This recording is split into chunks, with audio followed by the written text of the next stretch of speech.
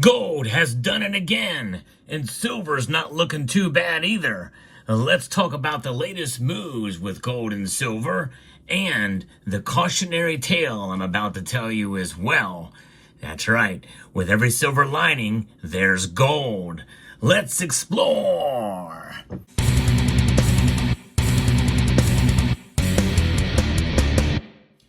Gold has reached a new record high yet again. Here we are in 2025. Gold is looking really good. It's shot up fairly dramatically, but not as much as silver did today. But it just doesn't take much for gold to reach record highs considering what has happened recently. But this is all having to do with two things. Well, market indicators, regular market indicators, but also the threat of tariffs. That's really what it boils down to. We're going to get more into that in a moment.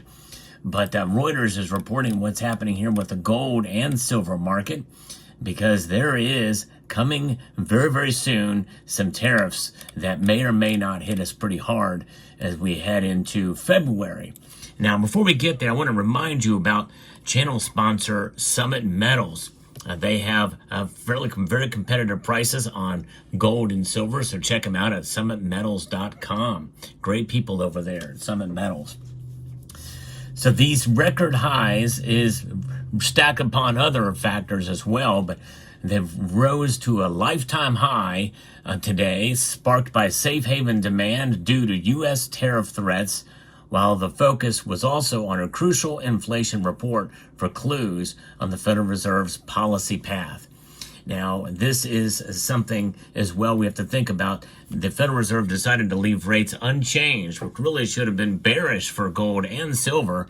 But nonetheless, both of these metals are defying the Fed today, for sure, in an upwards direction. We're seeing keener uncertainty and anxiety about the Trump administration's new policies on trade and foreign policy. Fresh technical buying coming in as prices are trending higher now in both gold and silver, according to Jim Wyckoff, who's the senior market analyst at Kitco Metals. Earlier this week, the White House said U.S. President Donald Trump plans to hit Mexico and Canada with steep tariffs on Saturday, while also considering some on China. Now, that'll be very interesting to see how that plays out, if they come to fruition and if they actually affect gold and silver. The key words being across the board, by the way, as how people are interpreting some of this. The dollar fell, making gold less expensive for other currency holders. And so that is one factor we're looking at here too. And I'm going to tell you what the dollar index is trading at right now. It was down earlier in the day, but it actually has climbed up. Yeah, it's back up again to over 108. So gold and silver are definitely defying the dollar as well. And the yield on the 10-year U.S. Treasury notes fell to its lowest level in over a month. So the bond yields are essentially capitulating, essentially with the rate cuts that we saw in prior. However, what's going to happen in the coming next couple cycles? Well, it's not looking like they're going to be cutting anytime soon here. The Fed held rates steady on Wednesday in line with expectations, with Jerome Powell saying there would be no rush to cut them again. Data showed that U.S. economic growth slowed in the fourth quarter, but robust domestic demand will probably keep the Fed on a slow interest rate path. Investors now await the December U.S. personal consumption expenditures price index report, which will be coming out tomorrow. So this is something else. In fact, what are the numbers where are the numbers right now? I didn't get to this earlier at the beginning. Was just too excited about what's going on in the precious metal space. But also going to be giving a little bit of reality check here when we think about what's going on today in the past couple of days here. Gold is up 1.41%, up $38.80. Gold reached over $2,800 earlier in the day. It has scaled back slightly, though, but is still at a record high at $2,797.60, with just moments before the markets close. Silver, on the other hand, has almost got to $32 an ounce earlier in the day. It is at $31.62 right now, up 73 cents. That's a surge of 2.37% today. Platinum is up 19, and palladium is up $31. So all the metals have reflected these price movements to the upside, save for rhodium. with the platinum group metals really coming out, especially palladium. Now, I'm giving you this report moments before the markets close here in New York. In less than and just over an hour from right now, they're going to open up again in Asia. And it's going to be very interesting to see what happens with the metals complex overnight and into tomorrow. And it'll be very interesting to see after the tariffs are revealed as to the details coming on Saturday, what the markets will be on Sunday night. Every Sunday night, there's a unique situation that happens on this channel only. We do a market watch. We watch the markets as they open up in Shanghai on Sunday night at 6 p.m. Eastern time. So I hope you will join me for that live stream. I think it's going to be a very interesting live stream that evening on Sunday night. So I hope you will join me for that. But these markets indeed are going crazy today. And we're going to get into a little bit more of the reason why here, basically piggybacking what I talked about in this morning's video, which I'm going to link to at the end screen here. If you've not seen it, I hope you will take the time to check it out. There's some good information in there, but we're going to build upon that now. Now, gold price in London set a new record in dollars after the Financial Times reported how a surge of shipments to New York, now running for over 7 weeks, is causing an actual shortage of bullion in the precious metals marketplace and storage hub, according to Bullion Vault.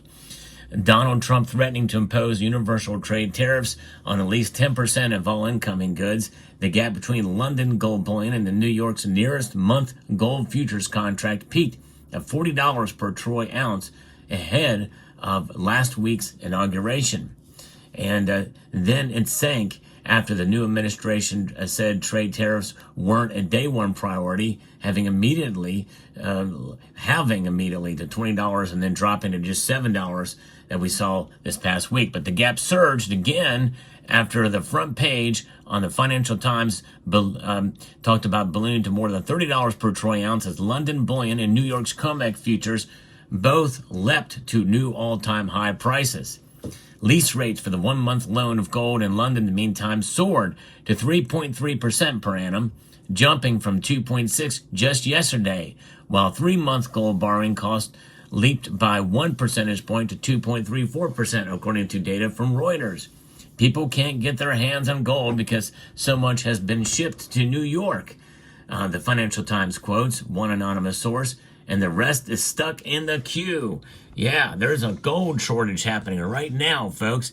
And I talked about that in this morning's video more. And again, I'll link to it in the end screen. It gives you a little bit more information on what's happening here.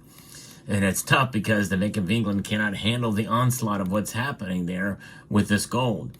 The CME Derivatives Exchange February COMEX gold futures contract traded $30 higher to a new record above $2,825 an ounce, with the exchange for physical, a bilateral contract enabling futures trader to swap their contracts for bullion, also surging yet again. The markets will be sensitive to EFP, exchange for physical, changes from February 1st and gold's first notice day on January 31st, according to a note from the Swiss Bullion Refiners and Finance Group MKS PAMP on Monday, more than 2 days before the Financial Times story went live. So you think about this when we have all this chaos happening, and with the gold trade and the silver too, because this is also happening in the silver market as well. What happens if Trump says, well, it's going to be on finished goods and not necessarily the core, the ingredients for some of those goods like silver and other things, even though it says across the board? What happens if he delays it yet again? Well, I think we could see prices pull right back to where they were. In other words, silver very well could fall, maybe even crash below $30 an ounce upon the shock of hearing that news. Gold could definitely dip back down to the $2,600 range again if this turns out to be a nothing burger, which, by the way, folks, I'm telling you right now, here and now, it very well could turn out to be. This is all over-exaggerated, hyped up. But the hype is very real right now in the markets, just as I said in my video this morning, and even in the coming days leading up to these tariffs being announced and implemented, it could be a bigger deal. They could be made a bigger deal than they actually are. You've heard the saying, making a mountain out of a molehill. That very well could be what's happening right now here as the fear index is high. So keep that in mind too. In other words, this is probably not a good time to buy silver or gold, because I think these prices are going to stabilize even if there is some level of tariffs put into place. So I'm not a buyer right now of silver and gold, even though I did make a purchase of gold when it was, up a little bit, but not as high as it is now. So this is a good time not to buy. And I know some people will say, well, Sal, they could continue to go up. In fact, yes, I am predicting that they will go up before the end of the year from where they're at even now. I've made a prediction that gold could reach $2,900 an ounce by the end of the year. Will that happen? I don't know, but I'm making a speculative guess, but a guess is all it is. I do that just for fun and for entertainment purposes, based off of a semi-educated guess on what's going on in the marketplace. Silver, the same thing. You never know. Stranger things have happened, but today they are up dramatically. Silver especially, but gold is now reached an all-time high, and there's drama associated with that as well. By the way, that has narrowed the gold to silver ratio again slightly down to below 89 now. It is at 88.60. Now think about that. Gold reaching an all-time high. Silver doing pretty good this year so far, definitely this year, but for the last 2 years it's done good. And so that, or last year, over the course of the last 12 months, it's done good. But the ratio is still very, very high. And I think that is really much exacerbated by central banks holding on to the gold that they bought and continuing to buy gold. China, for instance, is continuing to buy. So a lot of things happening here in the gold market and silver market. But there's your market report for today. I hope you found this video informative, insightful, and educational. I'm trying to grow the channel. It's trying to get 100,000 subscribers by the end of the year. So if you are new here, I hope you will consider subscribing. So I'd like to extend a multitude of gratitude to you all for taking the time to watch, and to encourage you to please rate, share, and hold on.